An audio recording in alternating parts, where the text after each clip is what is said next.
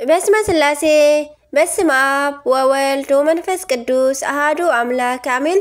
سلام እግዚአብሔር አምላክ ምስክላትኩም ይኹን ስድራ እግዚአብሔር አምላክ ከመይ ውዕልኩም ኣነ እግዚአብሔር ይመስገን ክብሪ ይስፋሕ መድሃኒ ዓለም ኣቦይ ከምቲ ኣነ ጽቦ ዝውዓልኩ ድማ ጽቦ ውዕልኩም ክትኮኑ ናይ ኩሉ ግዜ ተስፋይን ትምኒተይን እዩ ኣሜን። ስንክሳር ዘወርሃ መጋቢት ዕለት 2 ቅዱስ ዮሐንስ መጥምቀ መለኮት ናይ መጥምቀ መለኮት ቅዱስ ዮሐንስ ጸጋን በረከትን ምስኩላትና ይኹን ኣሜን።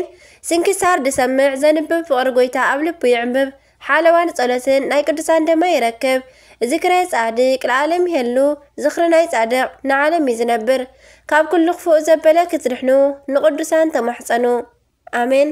በስመ አብ ወወልድ ወመንፈስ ቅዱስ አሐዱ አምላክ አሜን። ወላዲተ አምላክ መብርሃን አደይ ልሳን አንደበት ኩንኒ አሜን። መጋቢት 2 ናይ ኒቆዮስ ኤጲስቆጶስ አባ መከራዊ ብሰማዕትነት ዓረፉ።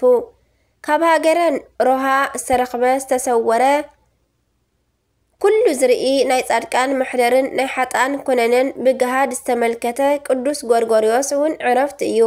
ሰማዕት አባ መከራዊ እዚ ቅዱስ ካብ ደቡባዊ ግብፂ ካብ እስሙናይን ዝተረኽበ እዩ። ናይ ሃገረ ኒቆዮስ ኤጲስቆጶስ ኮይኑ ኣብ ዝተሾመ ግዜ ድማ ኣብ ልዕሊ ክርስቲያን ዓብይ ስደትን መከራን ኮነ። ኣረማዊ መኮንን ናብዚ ሃገር ኣትዩ ብንብዙሓት ብሰማዕትነት ቀተለ። ንኣባ መከራዊ ድማ ጭፍራኡ ልኢኹ ምስ ኣምፅኦ እምነቱ ክክሕድ ኣገደዶ። ኣባ መከራዊ ግን ኣብ እምነቱ ስለ ዝጸንዐ ብጽኑዕ ግርፋት ኣግረፎ። ደጊሙ እውን ብርን እንስሳን ኣቕሊጦም ናብ ውሽጢ ኣፉ ከእቱ ኣዘዘ። ከም ዝተኣዘዝዎ ኣብ ዝገበሩ ግዜ ድማ ጎይታና ንኣባ መከራዊ ኣጸናኒዑ ወልሓንቲ ጉድኣት ከም ዘይረኸቦ ገበሮ። ድሕሪኡ እዚ ከሓዲ መኮንን ንኣባ መከራዊ ናብ ናይ እስክንድርያ ገዛኢ ናብ ጎርመኔዎስ ለኣኾ። ንሱ እውን ኣሰሮ። ኣባ መከራዊ ድማ ኣብ እስር ቤት ከሎ ብዙሕ ተኣምራት ገበረ። ንናይ ኣቅፋስ ከተማ ሹም ወዱ ኢዱን እግሩን ሽባ ስለ ዝነበረ ኣባ መከራዊ ብጸሎቱ ፈወሶ። ናይ እስክንድርያ ገዛኢ ጎርመኔዎስ ድማ ነዚ ኣብ ሰምዐ ግዜ ኣብ ልዕሊ ኣባ መከራዊ ስቃይ ኣብዝሐ። ኩሉ ህዋሳቱ ክሳብ ዝቆራረጽ ድማ ናብ ውሽጢ መንኮራኹር የእትዩ ኣሰቀዮ። ደጊሞም ድማ ናብ ዝጠመዩ ኣናብስቲ የእተውዎ። ናብ ውሽጢ ባሕሪ ኣስጠምዎ።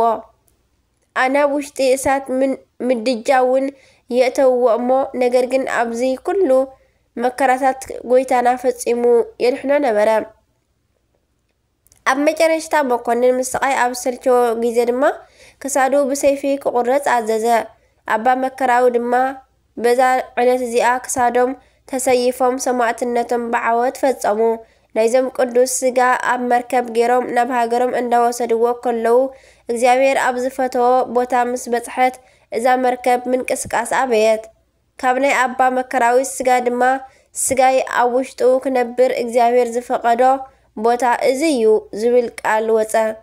ነዚ ነቶም ደቂ ዓዲ ኣብ ዝነገሮም ግዜ ድማ ብዝማሬ ብዕልልታ ንቅዱስ ስጋኦም ተቐቢሎም ወሲዶም ኣብ ጽቡቕ ቦታ ኣቐመጥዎ።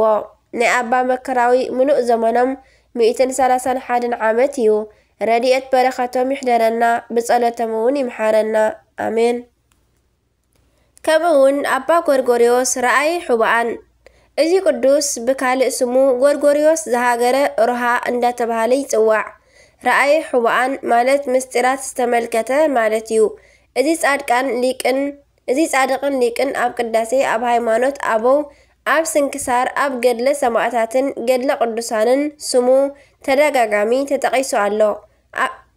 ኣብ መጀመርታ ናይ ክርስቲያን ጸላኢ ዝነበረ ክኸውን ከሎ ዓመፀኛን ሓጥእን ነበረ። ንክርስቲያን ድማ እንዳደለየ የሳቅን ይቐትልን ነበረ። ሓደ መዓልቲ ኣጋጣሚ ከይሓሰቦ መልኣኽ መጺኡ ነጢቑ ወሲዱ ናብ ናይ ሓጥኣን ናይ መከራ ቦታታትን ሲኦልን ኣርእዩ መሊሱ ኣምጺኡ ኣብ መሬት ኣብ ምስ ኣቐመጦ ብጣዕሚ ሰንቢዱ ብፍጹም ንስሓ ተመሊሱ ሓዲሳትን ብሉያትን ጠንቂቑ ብምምሃር ብብዙሕ ተጋድሎ ክነብር ጀመረ። ኣብ ካልእ ግዜ ድማ ሕጂ እውን መልኣኽ ብረድኤት ተገሊጹ ነጢቑ ወሲዱ ገነትን ብሔረ ህያዋንን ብሔረ ቡፃኣንን መንግስተ ሰማያትን ኩሉ ኣርኣዮ። ድሕሪኡ ካብ ዓመፅ ናብ እግዚአብሔር ብንስሓ ተመሊሱ መነኮሰ። ብምንኩስና ድማ ብብዙሕ ተጋድሎ ነበረ። ድሕሪኡ ኩሉ ዝተሰወረ ዝርኢ ቅዱስ ኣቦ ኾነ። ብሊቀ ጳጳስነት ተሸይሙ እንዳገልገለ ከዓ ብዙሕ ጣዖታት ኣፍሪሱ ኣብያተ ክርስቲያናት ሰርሐ። ኣብ መጨረሽታ ድማ ሽሞቱ ብምግዳፍ በዓቱ ኣጽኒዑ ብዙሕ ድሕሪ ምግዳሉ መጋቢት ዕለት 2 ብኽብሪ ዓረፈ። ናይ ኣቡነ ገብረ ጎርጎርዮስ ረድኤት በረኸቱ ይሕደረና፣ ብጸሎቱ ድማ ይምሓረና ኣሜን። መጋቢት 2 ዝኽበሩ ዓመታዊ ናይ ቅዱሳን በዓላት ድማ ቅዱስ ጎርጎርዮስ ራእይ ሕቡኣን ዝሃገረ ሮሃ፣ ኣቡነ መክፈልተ ማርያም ጻድቅ ኢትዮጵያዊ፣ ኣባ መከራዊ ዝሃገረ ኒቅዮስ ኣረጋዊን ጻድቅን ጳጳስን ሰማዕትን። ወርሓዊ በዓላት ድማ ቅዱስ ዮሐንስ መጥምቀ መለኮት፣ ቅዱስ ታዲዮስ ሃዋርያ፣ ቅዱስ ኢዮብ ጻድቅ ተኣጋሲ፣ ቅዱስ አቤል ጻድቅ፣ ቅዱስ ኣባ ጳውሊ ገዳማዊ ዓቢ፣ ቅዱስ ሳዊሮስ ዘአንጾኪያ፣ ኣባ ሕርያቆስ ዝሃገረ ብሕንሳ።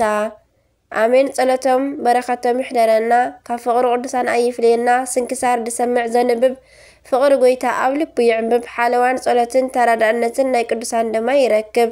ዝወደቐ ዝነጠበ ኩሉ ካብ ኣናብባ ኩሉ ዝወደቐ ብኣፈ ቅዱሳን ትጓሃን መላእክቲ ተኣርመለይ። አሜን ወአሜን ይበሉ ኩሎም መላእክተ ሰማይ። አቡነ ዘበሰማያት ይትቀደስ ስምከ ትምጻእ መንግሥትከ ወይኩን ፈቃድከ በከመ በሰማይ ከማሁ በምድር ሲሳየነ ዘለለ ዕለትነ ሀበነ ዮም ህድግ ለነ አበሳነ ወጀጋየነ ከመ ንሕነኒ ንህድግ ለዘአበሰረነ ኢታብአነ እግዚእ ውስተ መንሱት አላድነነ ወባልሃነን ኩሉ እኩይ እስመ ዚአከ እቲ መንግሥት ኃይሉ ስብሐት ለዓለመ ዓለም አሜን። በሰላም ቅዱስ ገብርኤል መልአክ ኦግዘቲ ማርያም ሰላም ለቺ ብሩክቲ አንቲ እምአንስት ወብሩክ ፍሬ ከርስኪ ተፈሥሒ ፍሥሕት ኦ ማርያም ምልዕተ ጸጋ ምልዕተ ውዳሴ ምልዕተ ሞገስ ምልዕተ ኩሉ እግዚአብሔር ምስለኪ ሰአሉ ጸልዪ ምህረተ ወእንቲአነ ምህረተ ኩሉ ዓለም ምህረተ ምድራቅ አዚዝ ሀበ ፍቅር ወልድኪ ኢየሱስ ክርስቶስ ከመ ይስረይ ለነ ኃጣውኢነ ተማሂፀነ ተማህፀነ መክዳንቺ። ወስብሐት ለእግዚአብሔር ወለወላዲቱ ድንግል ወለመስቀሉ ክቡር አሜን አሜን ለይኩን።